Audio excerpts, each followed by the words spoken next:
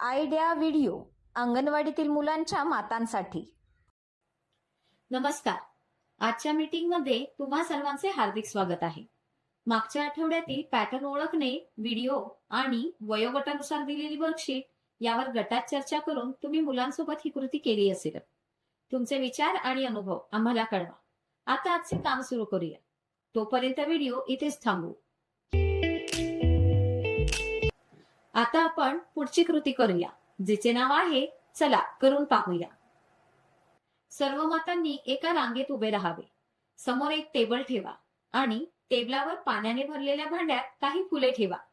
जेव्हा लीडर माता 1, 2, 3 म्हणेल तेव्हा सर्व माता चमच्याने फुलं उचलतील आणि जवळच ठेवलेल्या एका भांड्यात ठेवतील.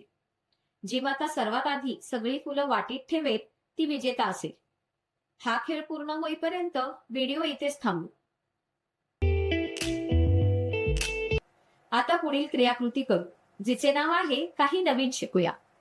मुले लहान असोत किंवा मोठी, पालक त्यांच्या सुरक्षिततेची काळजी घेतात. मुलांना कोणत्या गोष्टींनी धोका होऊ शकतो, चला या व्हिडिओवरून आपण समजून घेऊया.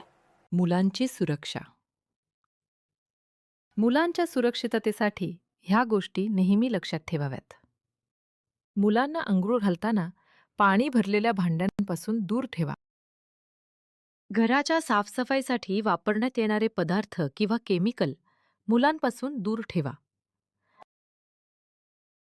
टोकदार व धारदार वस्तू मुलांपासून दूर ठेवा.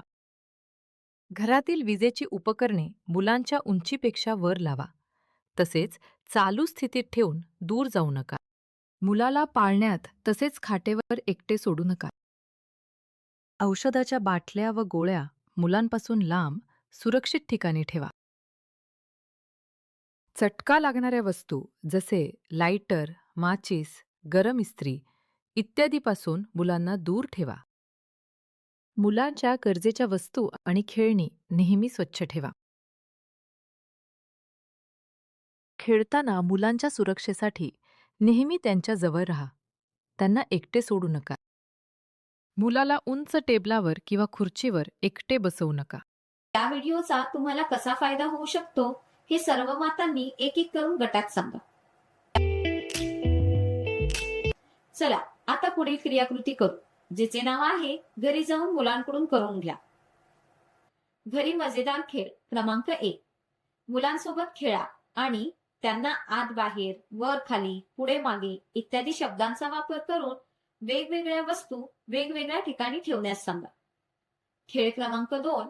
मुलांसोबत बगीचा, बाजार, शाळा इत्यादी ठिकाणी भेट द्या, जेणेकरून त्यांच्यामध्ये समुदायाची आणि ओळखीची भावना निर्माण होईल. दिलेल्या वर्कशीटमध्ये मुलांच्या वयोगटानुसार क्रियाकृती दिली आहे, त्या समजून घ्या आणि मुलांकडून करून घ्या. दिलेली क्रियाकृती आणि वर्कशीट करण्यात मुलाला आनंद वाटला का? हा अनुभव आमच्यासोबत नक्की शेअर करा. आजच्या क्रियाकृती इथेच संपत आहेत.